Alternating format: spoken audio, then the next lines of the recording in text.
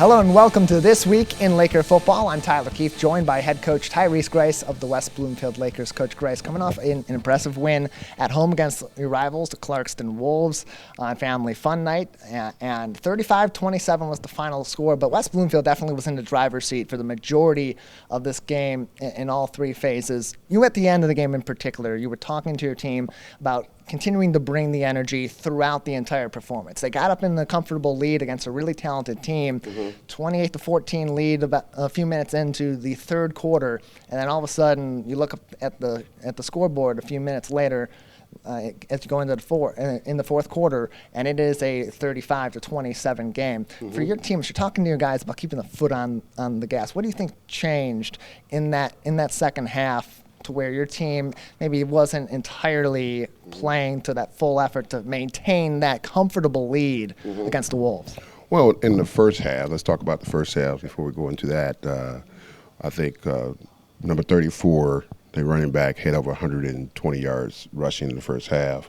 So at halftime, we really got into our players, and we were missing tackles, out of alignment. So we basically wasn't going to make any adjustments at the end of the day, do what the game plan calls for. So that second half, he had negative 2 yards. So that's a positive thing in terms of what we did against the run. What we did give up in the second half, when it was at one point, it was actually 35-14. And we gave up some big plays, 4th and 10. They made a play that really hurt us. And then they got us on a trick play where they gained about 25 yards on a double reverse pass. So that got us out of it. Those plays got them in position. So as long as we cut down our mistakes and cut down our penalties and cut down our mental mistakes and make tackles, we knew it was going to be successful. But the drive at the end of the day, where we knew it was 3 minutes left in the game, it was important that we control the clock. We milked as much clock as possible. And at one point, we called a timeout, and we just went to the player and said, hey, we're going to win on this drive or we're going to lose on this drive. It's up to you. So it's a matter of just pounding the ball. We're just going to give it to our running back and just keep moving that. And we just pick up a lot of positive yards. As long as we get positive yards and keep moving that clock and get first down out of it, we felt that we can win this game and close it out. In terms of game plan, we spoke last week before this game about obviously the impact that a guy like Ethan Clark has on a defensive game plan for you and on his team on the offensive side of the ball, but also the impact of a guy like Mike Hine. Of course, Mike didn't play in this game. He was out for last week, and so the backup quarterback, Cossack, was the main ball handler at the quarterback position. For you and your team, knowing at any point before that game that their starting quarterback is not going to play, that obviously is going to add a different wrinkle to their offense and therefore your defense. So what did change when you got that news in terms of your game plan or your approach to Clarkston? Well, we didn't change anything. One thing we know about Clarkston, it's a system program.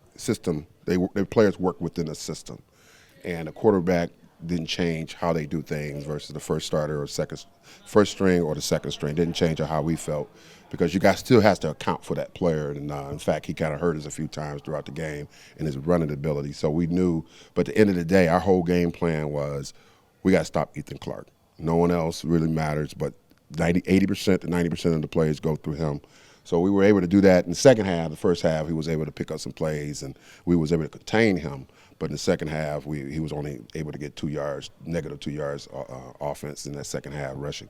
And we got hurt on the big plays in the second half.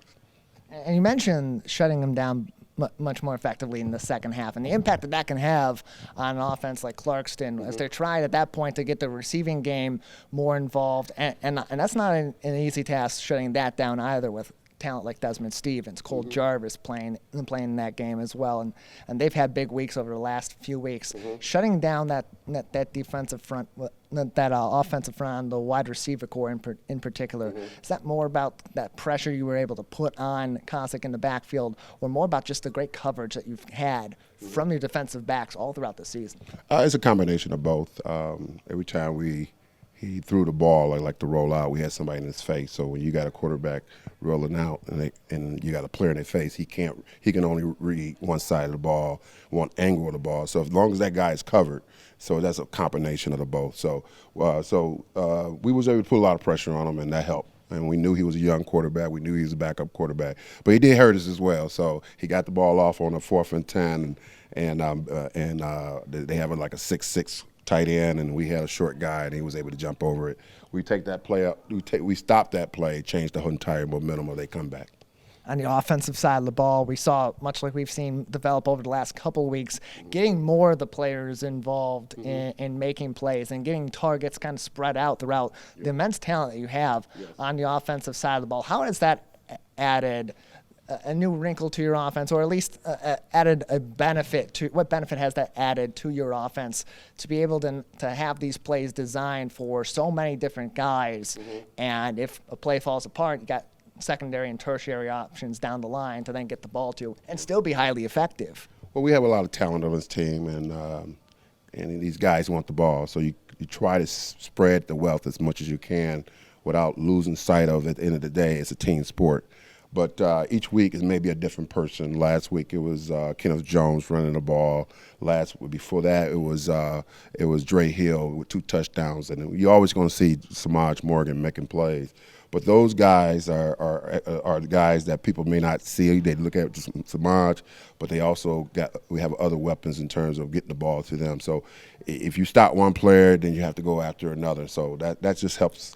Having a player like Samaj opens the doors for the rest of the receivers. It helps, too, to have such versatility on that offense, too, from all those players. You're able to have Samaj, who is a former quarterback, come in and throw for a touchdown. You have Kenneth Jones operating on the Wildcat and being highly effective, including on a 2-point conversion. And you have guys like Brody Picour, your backup quarterback, is regularly playing at tight end and fullback. Speak to the importance of that versatility, position to position, but also player to player, and what that allows for your offense to do to be even more potent on the gridiron every week. Well, we try to take what a particular player do well and try to exploit that into our advantage in terms of making sure that we run the right play, get it to the right person who can, like some players may want a better wheel route than a go route. Well, let's make sure that player, is he good at that? Let's try to get him in that position to get the ball to him in a wheel route. So that's one of the things we try to do offensively, is just try to spread the love, spread the wealth.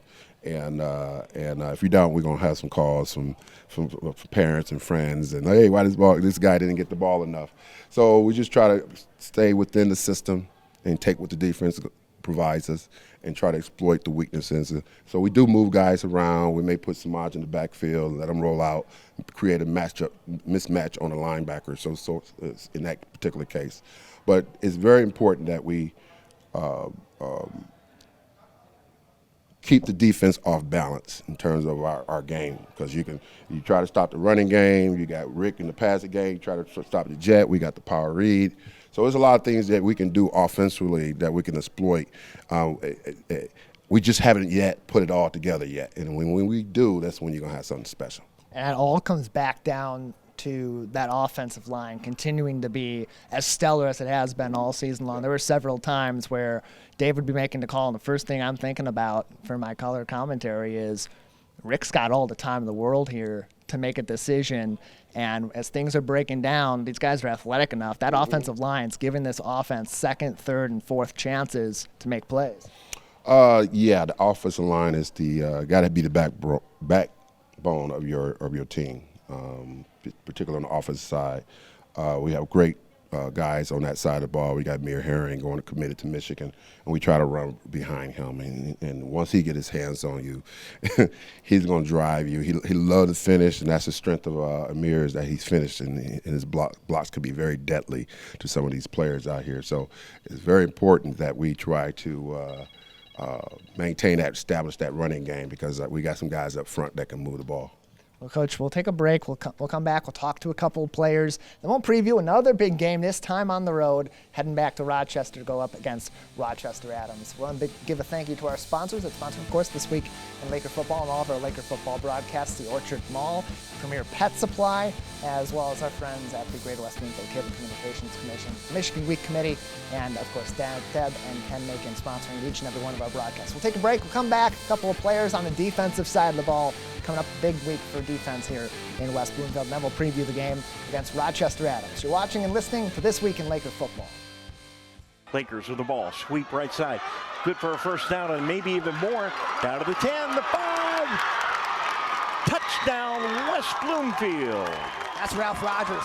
Plan a day out, enjoy an exquisite dinner, or soak in the atmosphere at Orchard Mall in the heart of West Bloomfield. Between Maple and Orchard Lake Road, capture the moment at Frameable Faces. Wrap up your back-to-school shopping at Guys and Gals, or get presents for your pet at Premier Pet Supply, and so much more. Visit the Orchard Mall in West Bloomfield, and consider visiting November 26th for their Small Business Saturday. Orchard Mall in West Bloomfield.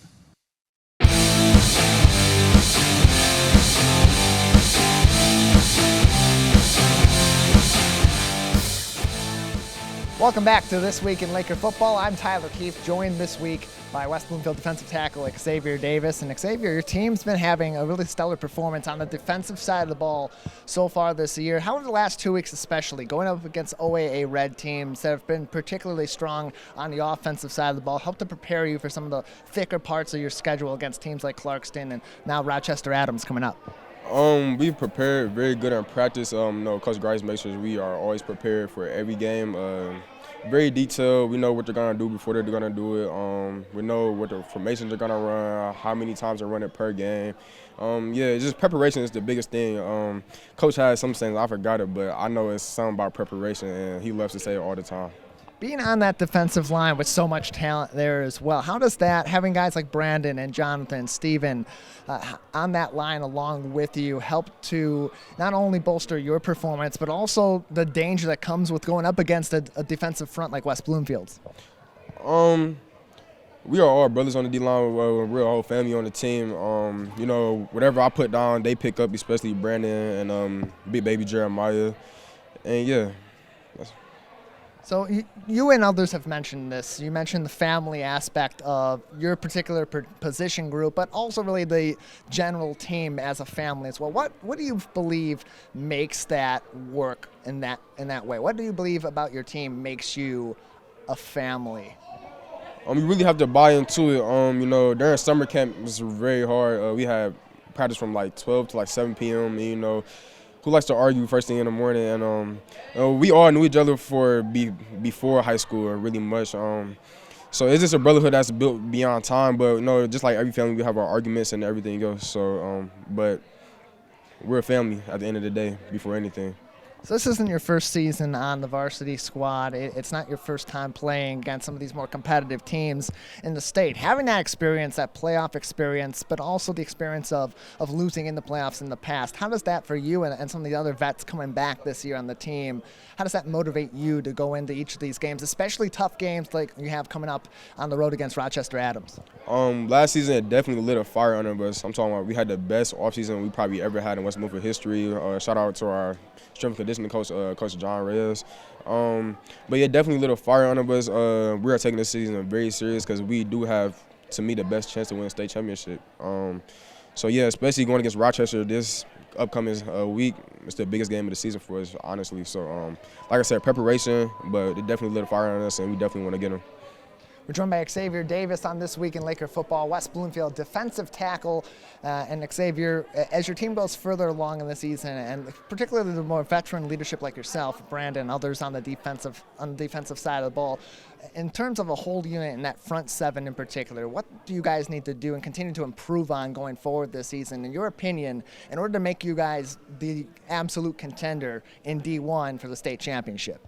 It's just the details, In practice, sometimes we might play around a little bit. We just have to focus more. We have to look into our play sheets more, and we just have to really lock in, and we have to stop all the little arguments and stuff that be happening.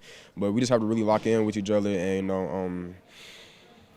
when we have our foot on people next, we can't let go because that's when people start to come back. So we have to win in all aspects of the game. It goes into every single week because you can go up against a couple of competitive teams like Clarkston and Rochester Adams, always there contending in the red with you, always contending at the statewide level for a championship as well. But then you go up against other teams later on in the season. That's how you run into a trap game. So that's exactly the mindset you want to hear from the L Boys at this time. Xzavier, in the classroom, you're a student, and outside the classroom on the football field, you're still a student of the game. You and all your teammates are high schoolers. You're coming up in this game. You're continuing to learn, but this time at a high level. For you, what have been some of your focus areas over the last couple of years in particular to refine your game and become the best D lineman you could possibly be? Just really working with our D-line coach, Coach Ivy, doing whatever Coach Grice tells me to do in the offseason if I need to get bigger, stronger, faster, whatever that is. Know how I have a lot of great veterans in front of me, Mike Williams, Jana Green, Caleb, Chris, Niles. So I really looked up to them, and I took this offseason very personal. So, yeah, I took this – that's how I prepared, really. Joined by Xzavier Davis on This Week in Laker Football, West Bloomfield High School defensive tackle on today's edition of the program. Xzavier, we ask this of everyone that comes on all the players outside of the game of football. What are some of your greatest areas of interest or your hobbies? I like to cook a lot, to be honest. I like to watch TV, a lot of anime, really, and I like to listen to music a lot. If you see me in school, I always have my headphones in, AirPods, Beats, whatever it is. I like to listen to music a lot. What's the top of your playlist right now?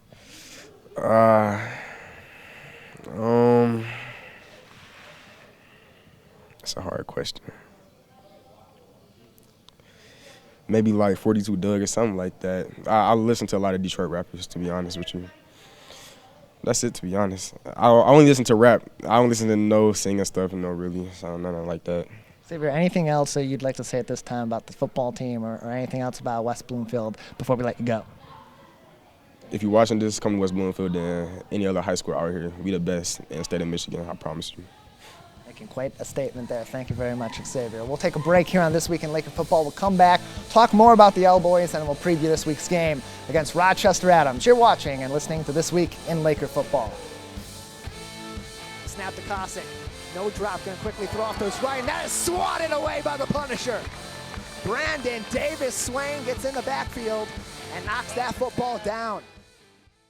Fire Prevention Week is just around the corner. Join volunteer, part-time, and on-call firefighters at this year's Fire Open House. Catch up on your fire safety knowledge with live demonstrations and hands-on activities.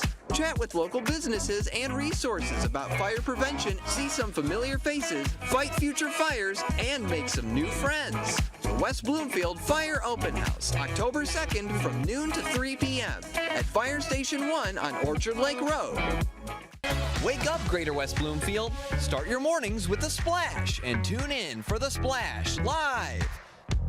Get acquainted with people, places, and activities that are live, local, and for you. First thing in the morning, weekdays at 9:30 a.m. on our Civic Center TV YouTube page, or watch us live at Civic Center TV or on Facebook.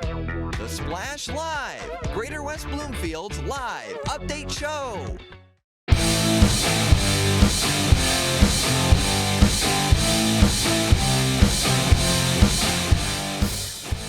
Welcome back to This Week in Laker Football. I'm Tyler Kieft, joined by one of the stars of the Lakers secondary, Adrian Epps. Adrian, so far this season, been a great showing for everyone in the defensive backcourt as well as the safeties on this team, shutting down the receiving games for some very talented fronts from Sterling Heights Stevenson and onward, including last week against Clarkston. For you guys, does it help going up against such great talent on the offensive side of the ball in practice each and every week, even guys down the depth chart a little bit, to prepare you for some of that tough competition you see on Friday nights? Yeah, I feel like we got one of the best receiving corps in the state with the Samaj and Tay and Dre and all of them, and even our twos who could be on the scout team. I think if they went to another school, they would be an impact player and a starter on a lot of schools around here. So yeah, I do think that going up against them each and every day make us a lot better.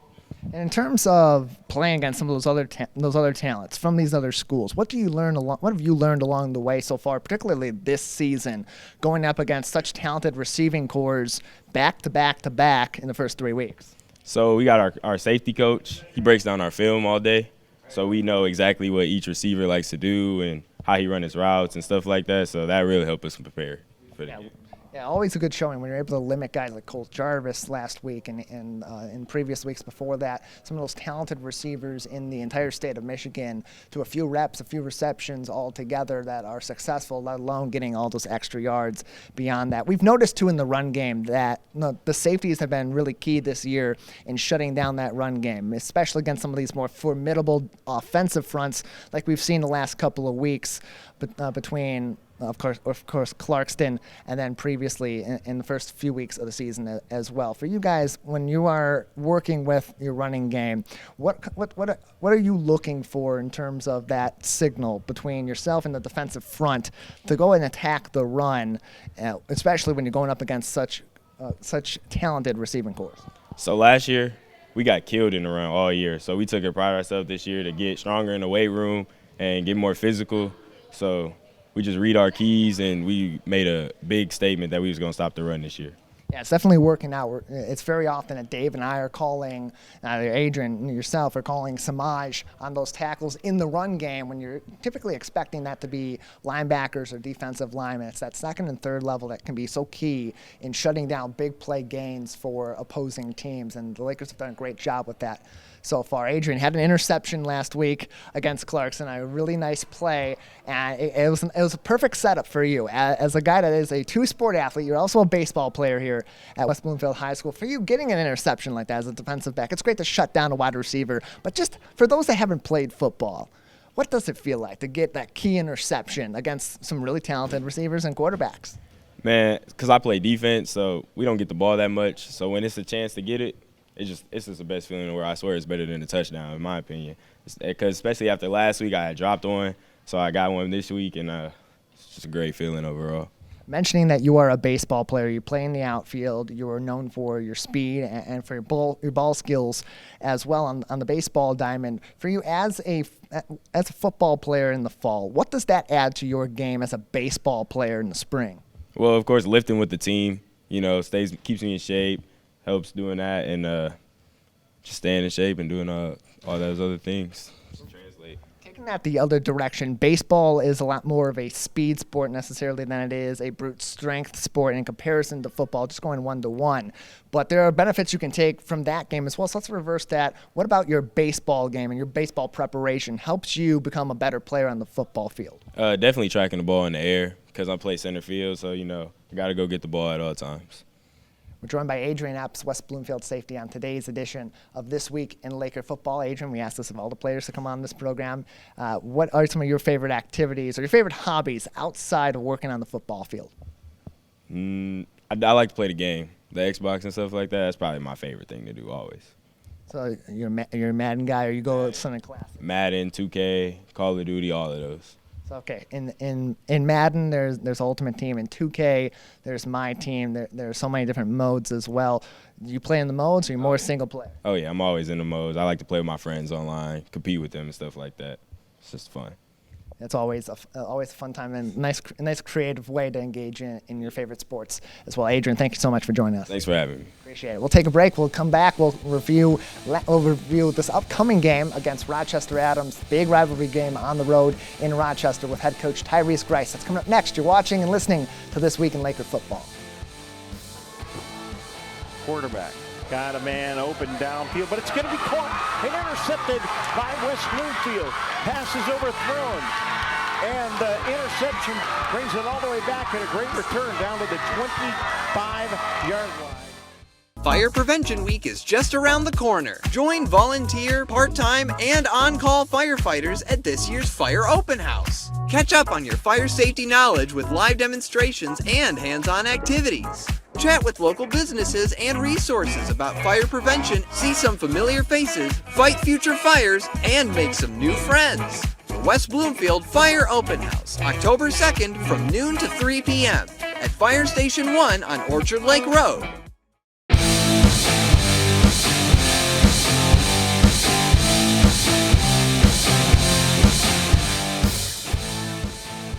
Welcome back to This Week in Laker Football. I'm Tyler Kieft alongside West Bloomfield football head coach Tyrice Grice. And Coach Grice coming off a couple of OAA-Red Division wins, coming in 4-0 into this Week 5 and heading back on the road. This is the big one. This is the one that everyone's had circled on since the beginning of the season. Rochester Adams coming up back in Rochester.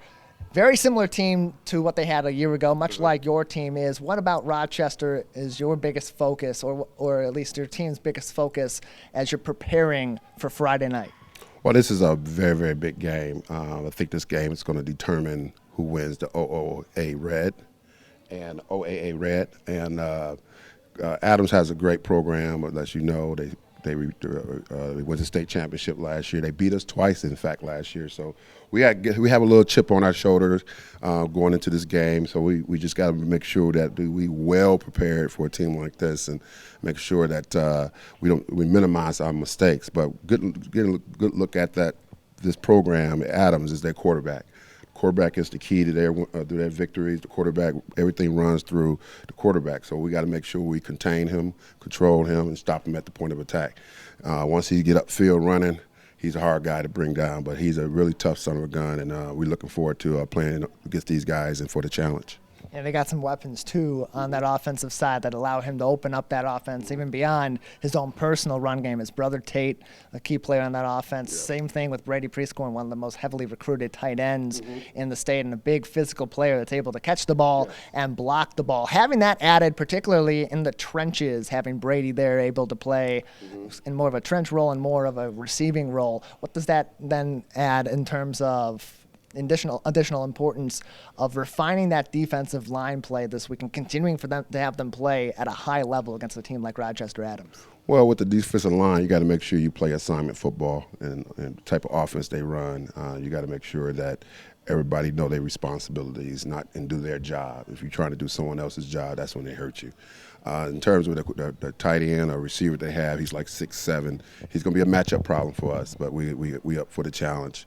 So that's one of the players they like to go to, especially in the red zone.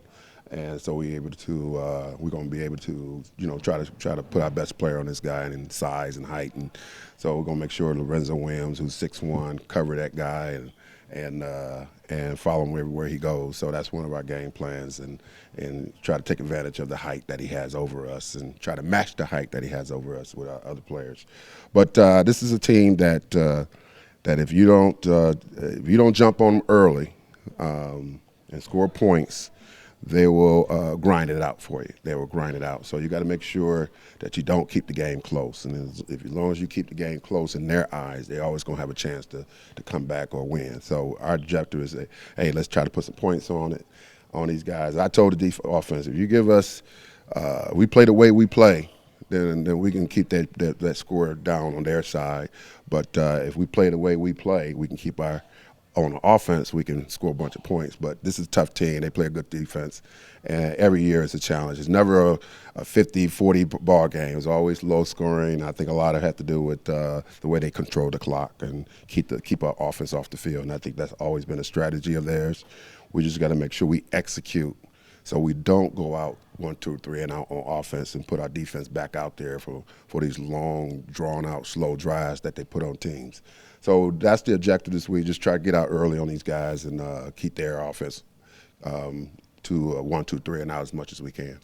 Two really heavily talented teams, well-coached teams as well. You're in your second season. Head coach Tony Petrito in his 20th season at Rochester Adams, coming back this season as the defending runner-ups here in Division I with a ton of returning talent. Coach, the last couple weeks we've seen a little bit of penalty problems creep up.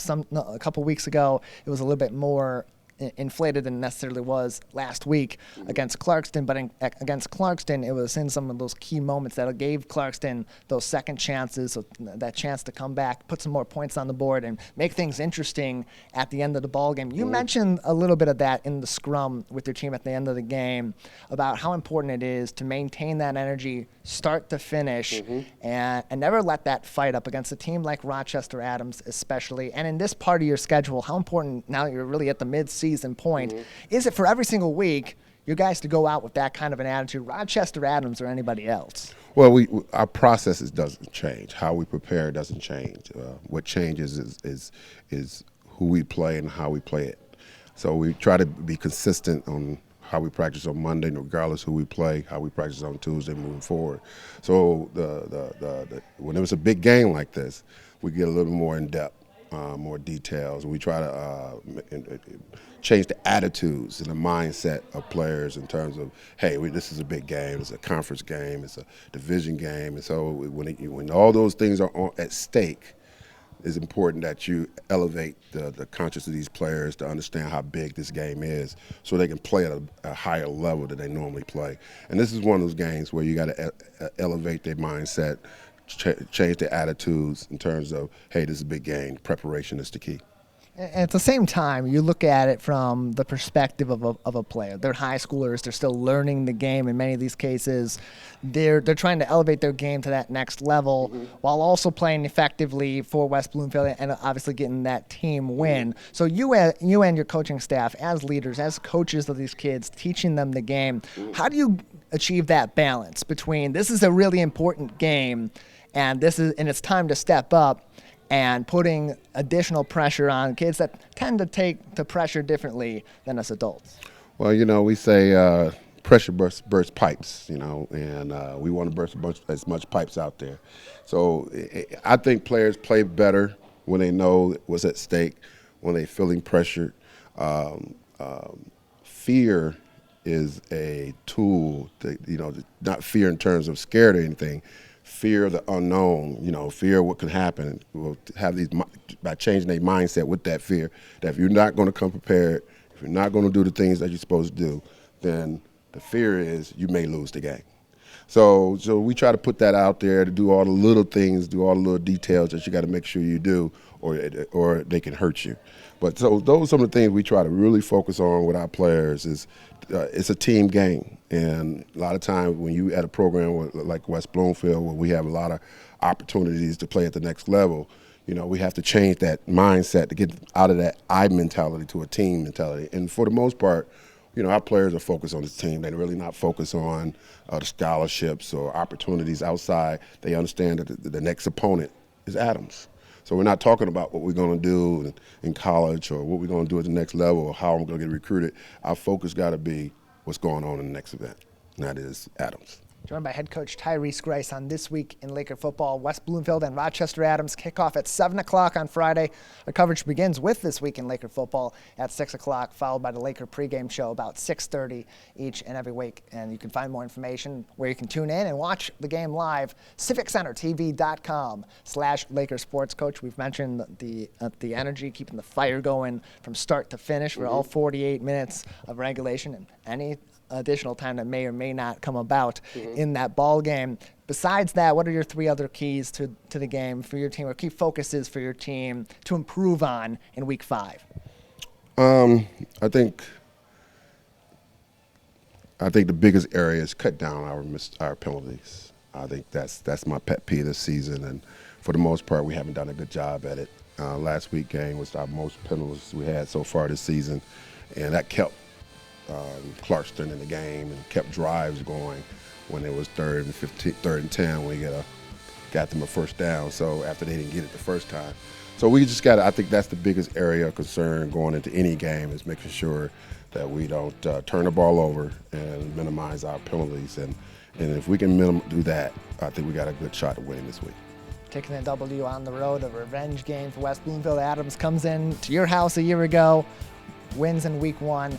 Ends your season in the playoffs. This is a big matchup. Tons of stories out of this ball game, and a game that both teams want to win to really take the driver's seat in the OAA-Red Division. Coach, thanks for joining us. Thank you. Appreciate it. Appreciate it as well. Our broadcast begins at 6 o'clock with This Week in Laker Football. Pre-game show at 6:30, and of course, kickoff at 7 o'clock at Rochester Adams on civiccentertv.com/Laker Sports. Big thank you to the entire team for joining us, and of course, head coach Tyrice Grice, and for all of our sponsors, Orchard Mall, Premier Pet Supply, the Michigan Week Committee, and Ken and Deb Macon, and of course, the Greater West Bloomfield Cable Communications Commission.